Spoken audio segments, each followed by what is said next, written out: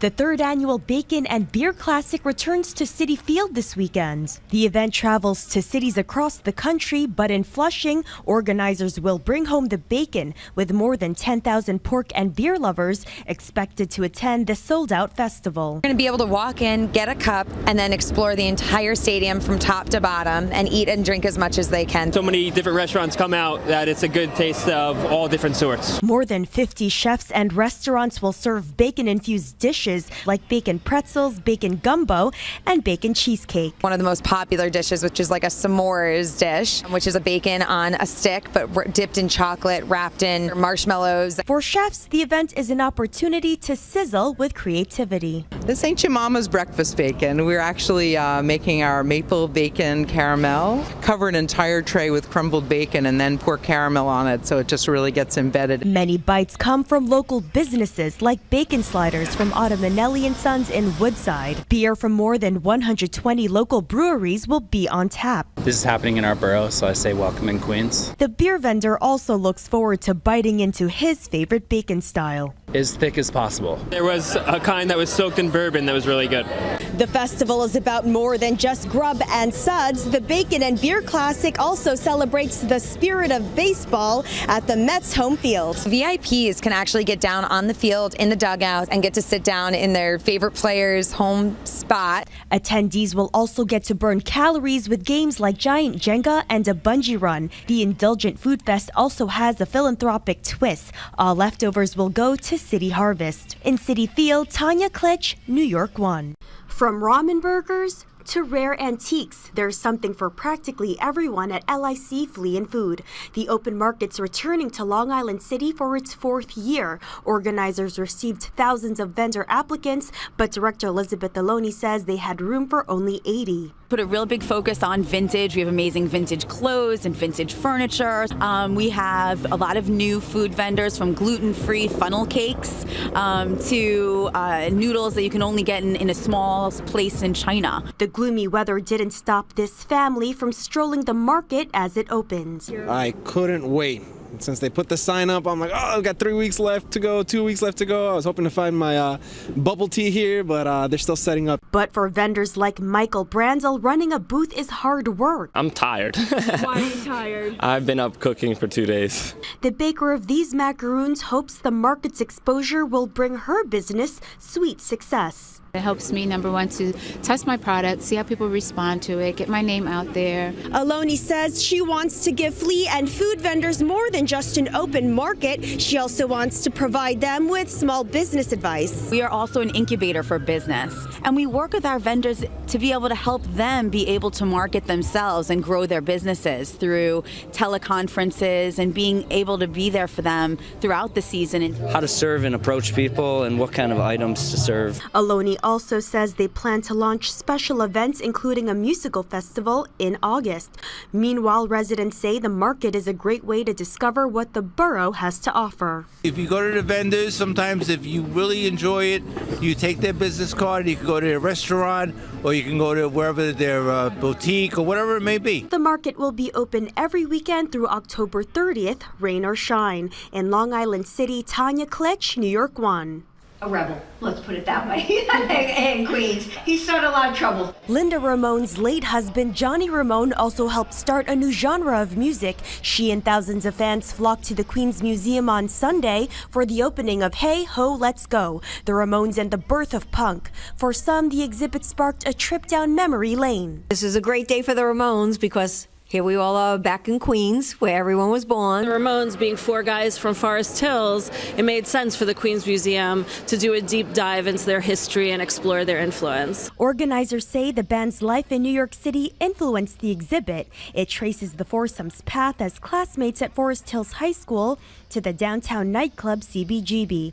The exhibit marks the 40th anniversary of the Ramones' first record. The album that 40 years ago changed my life and all other fans of punk rock and roll.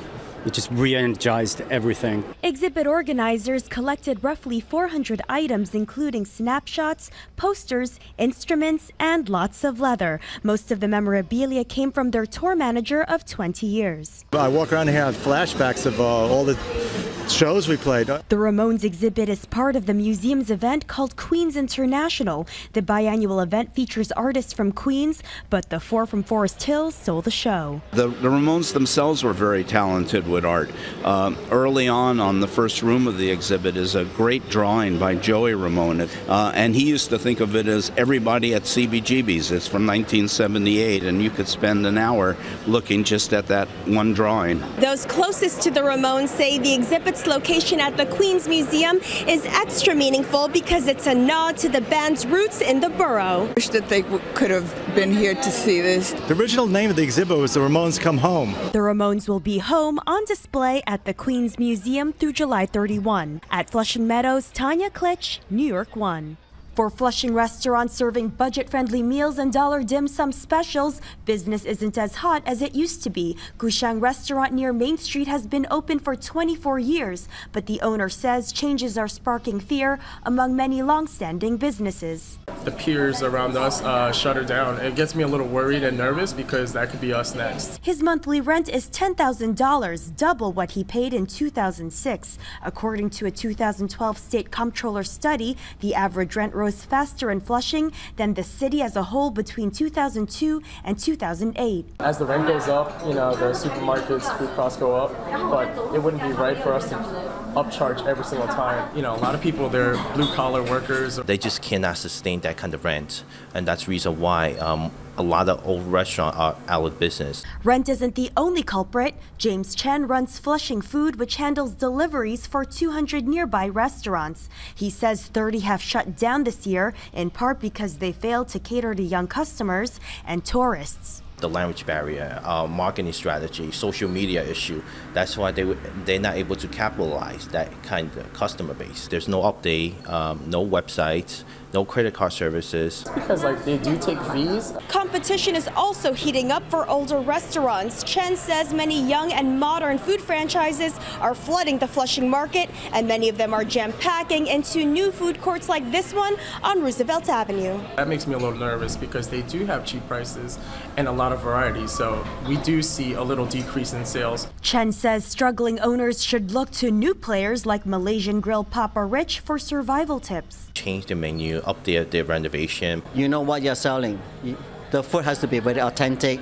It's a recipe for success that new and old businesses can't ignore. In Flushing, Tanya Klich, New York 1. Architect Peter Zaharatos was the lead designer of the 2nd Avenue subway line and the College Point Police Academy. But these days he's working on smaller, sweeter projects. If you take an architect and now give him chocolate to work with, what can you do if you marry these two different fields? Zaharatos opened Sugar Cube in Long Island City in February, where he draws on his architectural skills to create candy with complex designs. He sketches designs, then uses his printer to create 3D molds. Basically, create my objects in 3D using pure geometry.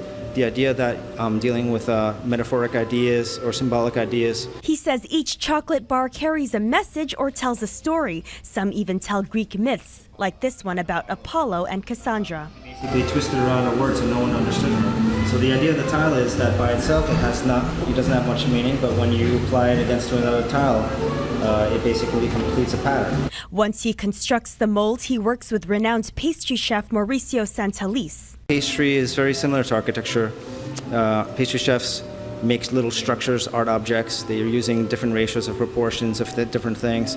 They have to look beautiful and aesthetically pleasing. Zaharatos says Long Island City was the perfect neighborhood to open up his artistic sweet shop. It's a mixture of creative refugees from everywhere, especially Manhattan. Someone purchased a chocolate bar a little while ago and told me she'd keep it for a few days just to look at it. And for this architect turned entrepreneur, this type of feedback is what his sweet dreams are made of. In Long Island City, Tanya Klich, New York 1. When Manal Kahi studied at Columbia University, the Lebanon native always craved hummus, but local dishes never measured up. So she whipped up her own dip, and later her brother whipped up a business plan. When we started thinking of who could make that amazing hummus, like the one my grandma makes back home, we thought of Syrian refugees. That was the midst of the refugee crisis. Then the idea expanded from there to say, why just hummus? The siblings launched Eat OFFBEAT in November. Eat OFFBEAT delivers authentic ethnic meals that are conceived, prepared, and delivered by refugees in New York. They work with the International Rescue Committee to hire cooks seeking asylum from countries like Egypt and Tibet. Duha Jassim is from Iraq. She's responsible for the potato kibbeh, those are potato croquettes, but at home she really cooks everything. These are not really cuisines that you find at every corner in the city. This Flushing resident commutes daily to Eat OFFBEAT's Long Island City kitchen. The Nepali refugee says she's come a long way since the startup hired her this year. Coming to a new country and then you're not very fully accepted, but then here they look for people who are not accepted elsewhere. They also hired a chef who's worked at Michelin-rated restaurants. My role in the kitchen is to make sure that first of all they learn how to work in a professional kitchen. The startup serves all boroughs and has catered parties of 350, but they have a larger mission in mind. To change the narrative around refugees and show them that they are bringing a lot of value into the country. It's been a good bridge for our family or for anybody here who's come and left everything behind. While Eat OFFBEAT's mission is to help refugees, they say their employees also help them by teaching them new cooking techniques and exciting dishes like these momos or vegetarian dumplings from Nepal. It was my great-grandmom's recipe. I already worked in China before, but she has a new way to make them. And that's the special touch these refugees bring to New York's food scene. In Long Island City, Tanya Klich, New York 1. They always say that something's in the water in Queens with Run DMC, LL Cool J. Hollis-born business mogul DAYMOND John showed some borough pride when he spoke at York College in Jamaica on Thursday. The judge from the hit show Shark Tank spoke with Queens Library hip-hop coordinator Ralph McDaniels about his new book, The Power of Broke. When growing up in Queens and any place, if you use the advantage of the power of broke, you don't have any choice at that matter, so you either have to hate it or tap into it. It made me, go out there and pull everybody together that I knew to help me out because I didn't have money. He says many people right here in the borough helped him thrive when the going got tough in a shark eat shark business world. I think that it's not that it's something in the water. There's a lot of mentors in Queens. So it started off with Russell Simmons, but then you had LL Cool J, Salt and Pepper, Tribe Called Quest. We had a lot of mentors right there in our face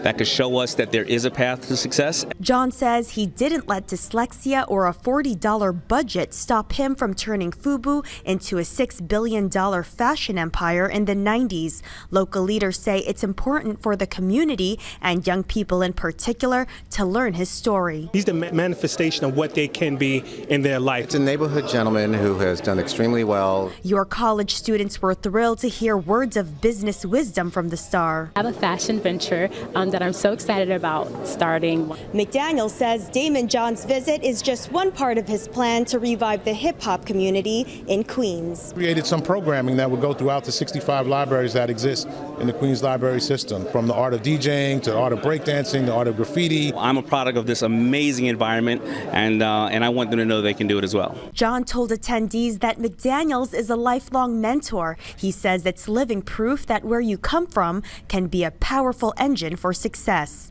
In Jamaica, Tanya Klich, New York 1.